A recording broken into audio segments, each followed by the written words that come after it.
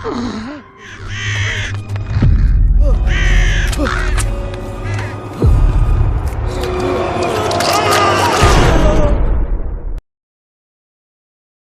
कहानी एक ऐसी महिला लेखक की है जिसकी जिंदगी अचानक खतरनाक मोड़ ले लेती है। उसे अकेला पाकर कुछ बदमाश उसे कैद कर लेते हैं और उसके साथ बेहद घिनौना काम करते हैं। इसके बाद उसकी हिम्मत, डर और बदला सब कुछ हम इस पूरी कहानी में देखेंगे। कहानी की शुरुआत होती है जेनिफर से। वो एक जानी मानी नॉवल राइटर है, लेकिन इस बार उसने अपनी नई किताब लिखने के लिए एकदम अलग माहौल चुना है। शहर की हलचल से दूर एक सुनसान और शांत इलाका, जहाँ केवल जंगल की सरसराहट और पक्षियों की आवाजें हों। वो सबसे पहले एक छोटे से लोकल स्टोर में जाती है, जहां उसकी मुलाकात होती है अर्ल से, एक अधेड़ उम्र का आदमी जो उस केबिन का मालिक है जिसमें जेनिफर को रहना है।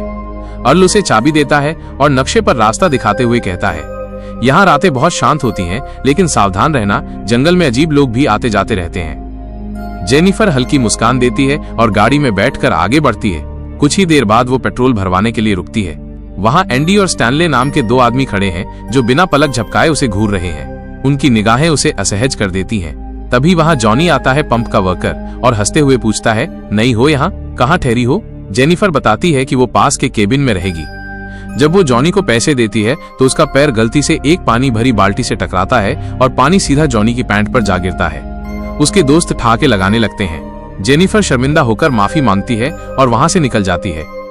केबिन पहुंचते ही उसे लगता है कि जगह सच में बेहद शांत है, शायद जरूरत से ज्यादा। केबिन के चारों तरफ घना जंगल और अंदर पुरानी लकड़ी की खुशबू।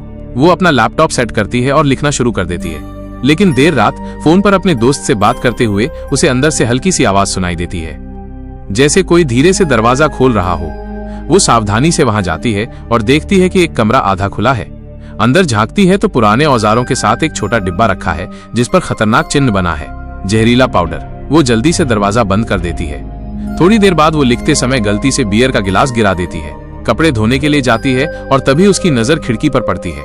बाहर अंधेरे में एक परछाई खड़ी है जो उसे देख रही है। अगली सुबह वो जॉगिंग करते हुए जंगल में और अंदर चली जाती है और एक जर्जर पुराना मकान देखती है। दरवाजा खुला है लेकिन अंदर कोई नहीं। वहां का माहौल उसे बेचैन कर देता है, तो वो लौट आती है। केबिन पहुंचकर नल खोलती है पर पानी नहीं आता। वो मदद के लिए फोन करती है और थोड़ी देर में मैथ्यू आता है, एक सीधा साधा शर्मीला आदमी। वो पाइप ठीक कर देता है तो जेनिफर खुश होकर उसके गाल पर चुंबन देती है। मैथ्यू का चेहरा लाल हो जाता है और वो जल्दी से वहां से चला जाता है। शाम को मैथ्यू, स्टैनले, एंडी और जॉनी के साथ मछली पकड़ने जाता है। वहां वो मजाक में कह देता है कि शहर की लड़की ने मुझे गाल पर किस किया। ये सुनकर जॉनी का चेहरा गंभीर हो जाता है। स्टैनले अपना कैमरा निकाल कर दिखाता है जेनिफर की एक वीडियो जो उसने खिड़की से बनाई थी। जॉनी की आंखों में एक खतरनाक चमक आ जाती है। वो हंसते हुए कहता है, आज रात मैं उसे सबक सिखाऊंगा। रात को जेनिफर के दरवाजे पर हल्की सी खटखटाहट होती है। वो खोलती है तो वहां एक मरी हुई चिड़िया पड़ी है। वो घबरा जाती है, जल्दी से अंदर आ जाती है, लेकिन उसकी नजर लैपटॉप पर जाती है जहां उन आदमियों की तस्वीरें खुली हैं। तभी दरवाजा खुलता है और वे तीनों अंदर आ जाते हैं। जेनिफर डरते डरते कहती है कि उसका बॉयफ्रेंड आने वाला है, लेकिन जॉनी हंसकर कहता है, मुझे पता है तेरा कोई बॉयफ्रेंड नहीं। वो शराब की बोतल पकड़ाता है और कहता है कि पी ले वरना अच्छा नहीं होगा। मजबूरी में जेनिफर पी लेती है, लेकिन वे फिर भी नहीं जाते। जॉनी बेसबॉल बैट उसके मुंह में लगाता है, बंदूक निकालता है और अपमानित करता है। मैथ्यू मुंह फेर लेता है। एंडी उसके मुंह में बोतल डालने लगता है। तभी जेनिफर जोर से धक्का देकर बैग से स्प्रे निकालती है और स्टैनले की आंखों में मार देती है। वो मौका पाकर वहां से भाग निकलती। जेनिफर नंगे पांव जंगल के बीच से हांफते हुए भाग रही थी। उसके कपड़े फटे हुए थे, बाल बिखरे हुए और चेहरे पर पसीने व मिट्टी का मिश्रण था। ठंडी सुबह की हवा उसके जख्मों को चुभ रही थी, लेकिन वो रुकने का नाम नहीं ले रही थी। उसकी सांसें इतनी तेज चल रही थी कि हर कदम पर उसे लग रहा था कि वो गिर जाएगी। कुछ देर बाद पेड़ों के बीच से उसे दो आदमी नजर आए। एक था अर्ल, जिसने उसे पहले दिन केबिन की चाबी दी थी, और दूसरा एक उम्रदराज भारी भरकम आदमी जिसकी कमर पर रिवॉल्वर की होल्स्टर बंधी थी। जेनिफर घबराई आवाज में लगभग गिरते गिरते उनके पास पहुंची और हांफते हुए बोली, प्लीज प्लीज मेरी मदद करो। वो लोग, उन्होंने, उसकी आवाज कांप रही थी, शब्द टूट टूट कर निकल रहे थे, उसकी आंखों से आंसू बह रहे थे। दूसरे आदमी ने, जो खुद को शेरिफ बता रहा था, एक भारी आवाज में कहा, शांत हो जाओ मिस, मैं यहाँ का शेरिफ हूँ। जब तक मैं हूँ तुम्हें कोई छू भी नहीं सकता। अर्ल ने सहमति में सिर हिलाया और कहा, तुम घबराओ मत, हम तुम्हें सुरक्षित जगह ले जाएंगे। शेरिफ ने अर्ल को आदेश दिया, अर्ल तुम जंगल की दूसरी तरफ जाओ और आसपास देखो, मैं इसे लेकर इसके केबिन में चलता हूँ, शायद वहीं से कुछ पता चले। केबिन के पास पहुंचकर शेरिफ ने दरवाजा खोला और अंदर जाते ही इधर उधर नजर दौड़ाने लगा। जेनिफर कांपते हुए एक कोने में खड़ी थी, अब भी उस डरावनी रात की याद से सहमी हुई। शेरिफ ने कमरे में पड़े बिखरे कागज, गिरे हुए गिलास और उल्टे पड़े कुर्सियों को देखा, लेकिन वहां कोई मौजूद नहीं था। तभी उसकी नजर टेबल पर रखी एक शराब की बोतल पर पड़ी। वो बोतल उठाकर मुस्कुराया और बोला, लगता है तुमने काफी पी रखी थी मिस, शायद शराब की वजह से तुम्हें भ्रम हो गया होगा। जेनिफर ने गुस्से और अपमान से भरी आवाज में कहा, नहीं, मैं झूठ नहीं बोल रही।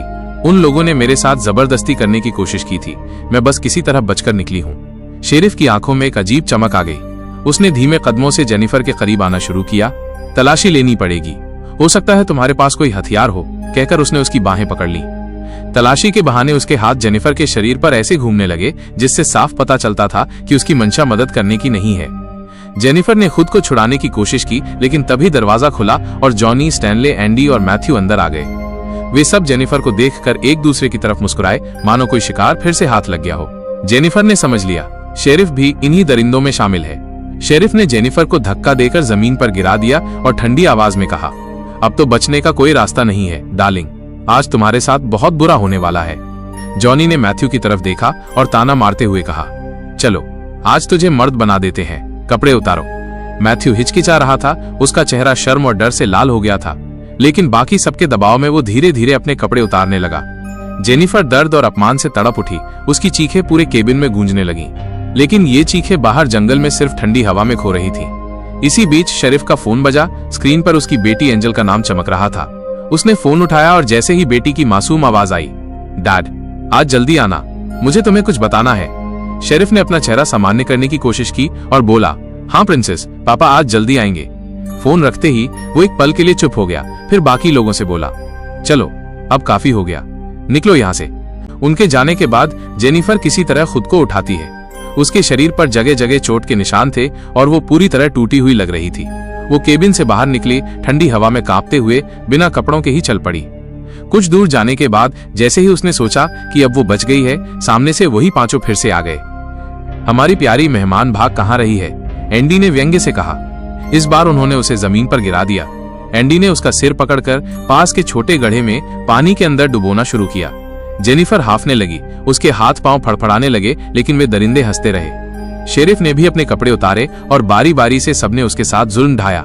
जेनिफर दर्द से चीख रही थी, लेकिन अब उसकी आवाज में डर से ज्यादा गुस्सा था। जब उनका मन भर गया तो उन्होंने उसे छोड़ दिया।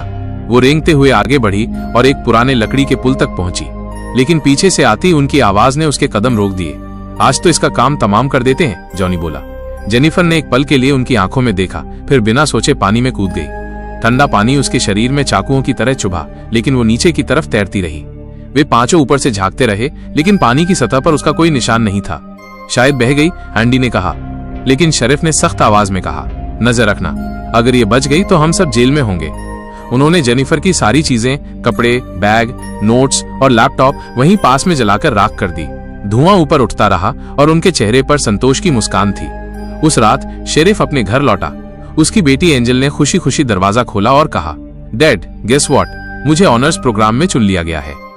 शेरिफ ने मुस्कुराकर उसे गले लगाया, मानो वो एक आदर्श पिता हो, लेकिन उसकी आंखों में अब भी दोपहर का वो दरिंदीपन झलक रहा था। अगली सुबह का धुंधला सा मौसम था। जंगल की ठंडी हवा में अजीब सी खामोशी फैली हुई थी। शेरिफ अपनी कार से धीरे धीरे अर्ल के केबिन की तरफ बढ़ता है। रास्ते में उसकी आंखें बार बार पेड़ों के बीच झांक रही थी, जैसे वो किसी अनजानी निगाह को महसूस कर रहा हो।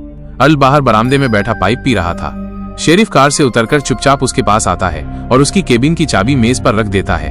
अर्ल भौहें सिकोड़कर पूछता है, वो लड़की जेनिफर, क्या वो यहाँ से चली गई? शेरिफ अजीब सा हल्का सा मुस्कुराता है, लेकिन उसकी आंखों में झूठ साफ झलक रहा था। हाँ, चली गई, उसे यहाँ रहना पसंद नहीं आया। अर्ल बस एक लंबा कश खींचता है, पर उसकी नजरों में शक उतर आया था। अगले सीन में हम देखते हैं कि वे सारे दरिंदे, शेरिफ, जॉनी, एंडी, स्टैनले और मैथ्यू जंगल के अलग अलग हिस्सों में बिखरे हुए हैं, मानो किसी जंगली जानवर का पीछा कर रहे हों। उनकी आंखें बेचैनी से इधर उधर घूम रही हैं, लेकिन जेनिफर कहीं नहीं मिलती। पत्तों की सरसराहट और दूर से आती कौओं की आवाज माहौल को और डरावना बना देती है। मैथ्यू बाकी सबसे थोड़ा दूर खड़ा जमीन पर पड़े सूखे पत्तों को घूर रहा था। उसके दिमाग में बार बार वही पल घूम रहा था। जेनिफर की चीखें, उसकी आंखों में डर और उसका अपना किया हुआ गुनाह। उसकी उंगलियां कांप रही थीं। उसने होंठ भींच लिए और निगाहें झुका ली। ग्लानि उसके चेहरे पर साफ थी। कुछ दिनों बाद अर्ल शरीफ को फोन करता है। उसकी आवाज में चिंता साफ थी। मुझे जेनिफर की बहन का कॉल आया था। वो पूछ रही थी कि जेनिफर अभी तक घर क्यों नहीं आई। शेरिफ, सच सच बताओ, तुमने उसके साथ कुछ किया तो नहीं? शेरिफ की आवाज ठंडी और सपाट थी। नहीं अर्ल, ऐसा कुछ नहीं हुआ, वो बस चली गई। फोन कटते ही शेरिफ के माथे पर पसीना आ गया, लेकिन उसने गहरी सांस ली और खुद को शांत करने की कोशिश की। अगली सुबह स्टैनले हांफता हुआ जंगल के रास्ते से भागता भागता एंडी और जॉनी के पास पहुंचता है। मेरा कैमरा चोरी हो गया और उसमें जेनिफर के साथ वाला सब रिकॉर्ड था। जॉनी का चेहरा गुस्से से लाल हो गया। उसने स्टैनले का कॉलर पकड़कर जोर से धक्का दिया। तुझे किसने कहा था ये सब रिकॉर्ड करने को? अगर ये फुटेज किसी को मिल गया तो हम सब खत्म हो जाएंगे। उस रात जॉनी अपने घर में बैठा बियर पी रहा था। बाहर से ठंडी हवा खिड़की से अंदर आ रही थी। तभी दरवाजे पर हल्की सी ठक ठक हुई। वो उठकर दरवाजा खोलता है। बाहर बरामदे पर एक मरी हुई चिड़िया पड़ी थी। उसने माथा सिकोड़ लिया, सोचा कि शायद एंडी या स्टैनले का मजाक है, लेकिन फिर खड़खड़ाहट, झाड़ियों में हल्की हलचल। जॉनी टॉर्च लेकर बाहर आता है। जैसे ही रोशनी जमीन पर पड़ती है, उसे एक चप्पल दिखती है। वही चप्पल जो जेनिफर ने उस रात पहनी थी। उसकी सांसें तेज हो गईं। वो चारों ओर नजर दौड़ाता है। तभी उसकी नजर जमीन पर पड़े मैथ्यू के हाथ के रबर बैंड्स पर जाती है। मैथ्यू, वो बड़बड़ाता है, ये सब उसी का काम है। अगले दिन शेरिफ घर पहुंचता है। उसकी पत्नी रसोई से निकलकर उसके हाथ में एक छोटा पैकेट देती है। किसी ने तुम्हारे लिए भेजा है। शेरिफ पैकेट खोलता है। अंदर एक पुराना VHS कैसेट। उसे छूते ही उसके चेहरे का रंग उड़ जाता है। बिना एक शब्द कहे वो गाड़ी में बैठता है और सीधा उन लड़कों के पास पहुंचता है। वो आते ही स्टैनले को घूंसा मारता है। तुझे रिकॉर्ड करने की क्या जरूरत थी? जॉनी बीच में कूद कर कहता है, कल रात मुझे भी कोई परेशान कर रहा था और ये सब मैथ्यू का काम है। उसे जेनिफर की मौत की ग्लानि है, इसलिए वो हमें डराने की कोशिश कर रहा है। शेरिफ गुस्से में दांत भींचते हुए कहता है, मैथ्यू को ढूंढो अभी। उधर शेरिफ अकेले अर्ल के पास पहुंचता है। उसके चेहरे पे सवाल थे, शक था। शेरिफ उसके करीब आता है। हल्की बातचीत के बहाने धीरे धीरे पिस्तौल निकालता है और घायल अर्ल जमीन पर गिर पड़ता है। दूसरी तरफ मैथ्यू जेनिफर के घर के बाहर बरामदे की सीढ़ियों पर बैठा था। उसकी आंखों में बेचैनी और अपराध बोध साफ झलक रहा था। तभी उसे एक धीमी ठंडी आवाज सुनाई देती है, मैथ्यू। वो चौंक कर ऊपर देखता है। जेनिफर जिंदा ड्राइंग रूम के सोफे पर बैठी थी, जैसे उसकी प्रतीक्षा कर रही हो। मैथ्यू कांपते हुए उसके पास जाता है। मैं माफी चाहता हूँ जेनिफर, मैंने जानबूझकर नहीं किया। जेनिफर उसे पास आने का इशारा करती है। उसकी आंखों में अजीब सी शांति थी, लेकिन भीतर एक तूफान छुपा था। अचानक वो उसकी गर्दन में रस्सी डाल देती है और पूरी ताकत से कस देती है। मैथ्यू हांफने लगता है और धीरे धीरे बेहोश होकर गिर जाता है। उधर एंडी और स्टैनले मैथ्यू को ढूंढते ढूंढते एक पुराने टूटे फूटे घर तक पहुंचते हैं। अंदर घुसते ही एंडी को एक कोने में फटा पुराना गद्दा दिखता है, जिस पर अजीब से दाग थे। माहौल में सीलन और डर घुला हुआ था। उसी समय बाहर स्टैनले के सामने अचानक जेनिफर आ खड़ी होती है। उसके कपड़े फटे हुए थे, चेहरे पर ठंडी मुस्कान।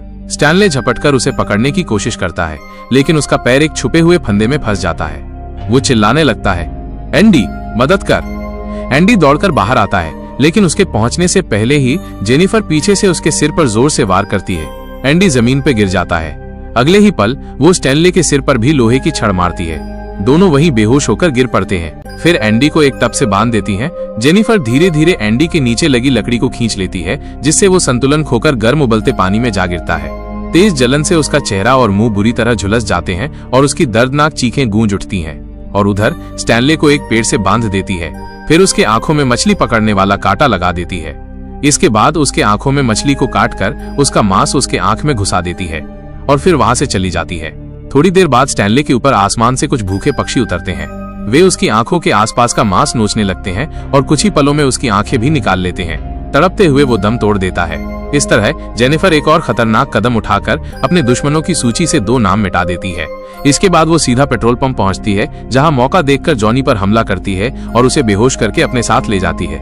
होश आने पर जॉनी खुद को नंगा और मजबूती से बंधा हुआ पाता है। सामने खड़ी जेनिफर को देखकर उसके चेहरे पर डर और हैरानी दोनों आ जाते हैं। जेनिफर ठंडे लहजे में कहती है, जानते हो मैं तुम्हारे साथ क्या करने वाली हूँ। इतना कहकर वो निर्दयता से उसके दांत एक एक करके उखाड़ देती है। दर्द से कराहते हुए जॉनी उसे गालियां देने लगता है।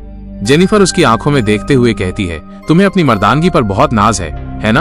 अब देखना, आज के बाद तुम्हारे पास घमंड करने लायक कुछ नहीं बचेगा। इसके बाद वो कैंची उठाती है और बेरहमी से उसका वो हिस्सा काटकर उसी के मुंह में ठूस देती है। जॉनी की दर्द भरी चीखें धीरे धीरे खामोश हो जाती हैं और वहीं उसकी मौत हो जाती है। इसी दौरान शेरिफ अपनी ड्यूटी पर होता है कि उसकी पत्नी का फोन आता है। वो बताती है कि उनकी बेटी एंजल की टीचर मिलने आई है। एंजल फोन पे कहती है, मेरी टीचर बहुत अच्छी है पापा, वो मुझे खेलने के मैदान ले जा रही हैं। शेरिफ तुरंत कहता है, अपनी टीचर से मेरी बात करवाओ। तभी फोन पर महिला की आवाज आती है। वो और कोई नहीं बल्कि जेनिफर होती है। अपना नाम सुनाकर वो शेरिफ को चुप कर देती है। शेरिफ घबराकर विनती करता है, मेरी बेटी को चोट मत पहुंचाना, लेकिन जेनिफर फोन काट देती है और एंजल को साथ ले जाती है। शेरिफ जल्दी से घर पहुंचता है और पत्नी से खेल के मैदान का पता पूछकर वहां दौड़ता है, मगर मैदान खाली मिलता है। वो कार में बैठने ही वाला होता है कि पीछे से जेनिफर उस पर हमला करती है और उसे बेहोश कर देती है। जब शेरिफ की आंखें खुलती हैं तो वो खुद को मजबूती से बंधा हुआ पाता है। उसके पीछे से जेनिफर ने शॉटगन घुसा रखी होती है। दर्द से तड़पते हुए वो कहता है, मुझे जाने दो, प्लीज मत मारो। जेनिफर ताने मारते हुए जवाब देती है, यही महसूस हुआ था मुझे जब तुम सब जानवरों की तरह मुझ पर टूट पड़े थे। शेरिफ घबराकर पूछता है, मेरी बेटी कहाँ है? जेनिफर मुस्कुराकर कहती है, तुम्हारी बेटी जवान और खूबसूरत है। अगर कोई उसके साथ वही करे जो तुमने किया था तो कैसा लगेगा? शेरिफ गुस्से में कहता है, मैं उसे मार डालूंगा। जेनिफर ठंडी आवाज में कहती है, ठीक वही सजा तुम्हें देने आई हूँ। वो रस्सी लेकर शॉटगन के ट्रिगर में फंसा देती है और उसका दूसरा सिरा मैथ्यू के हाथ में बांध देती है, जो सामने बेहोश पड़ा होता है। जब उसे होश आएगा तो तुम दोनों खत्म हो जाओगे। ये कहकर जेनिफर बाहर चली जाती है। मैथ्यू होश में आता है और शेरिफ को देखता है। शेरिफ घबराकर कहता है, मत हिलना, लेकिन मैथ्यू अनजाने में हाथ हिला देता है। ट्रिगर दबते ही गोली निकलकर शेरिफ के आर पार जाती है और सामने खड़े मैथ्यू को भी चीर देती है। दोनों वहीं ढेर हो जाते हैं। अंत में जेनिफर को दिखाया जाता है, जो अपने सभी गुनहगारों को मौत देकर संतोष से मुस्कुरा रही होती है। कैमरा धीरे धीरे दूर जाता है और कहानी यहीं समाप्त हो जाती है। ये थी I spit on your grave की पूरी कहानी, एक औरत का वो बदला जो किसी भी सीमा को नहीं जानता। अगर आपको हमारी ये डीप ब्रेकडाउन पसंद आई तो वीडियो को लाइक करें, शेयर करें और ऐसे ही माइंड शेकिंग स्टोरीज के लिए जुड़े प्लॉट डिसेक्टेड के साथ। अगली बार हम एक और कहानी डायसेक्ट करेंगे। तब तक याद रखिए, हर कहानी के पीछे एक और कहानी छुपी होती है।